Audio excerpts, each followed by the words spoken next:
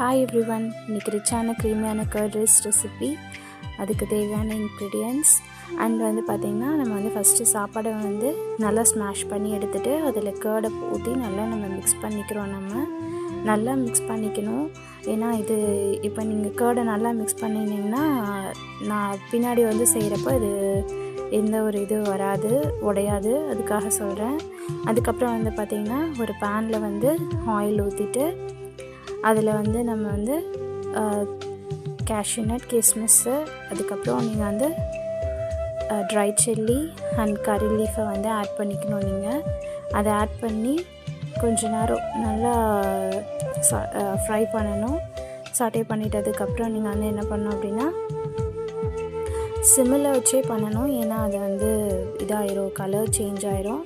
So நம்மளுக்கு லைட்டான ஒரு க்ரன்ச்சினஸ்க்காக தான் இதை நம்ம ஃப்ரை பண்ணுறோம். இல்லைனாக்கு திராட்சை, முந்திரி பருப்பு கூட நம்ம அப்படியே கூட நம்ம ஆட் பண்ணிக்கலாம்.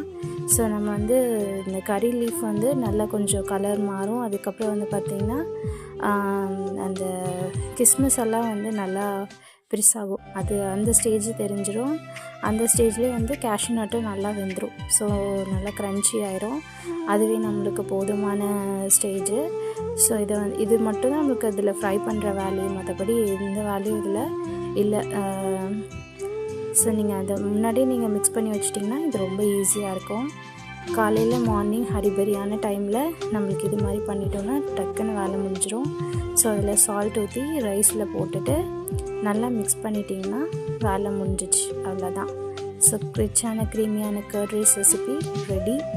ஸோ லன்ச் டிஃபன் பாக்ஸையும் நம்ம ரெடி பண்ணியாச்சு.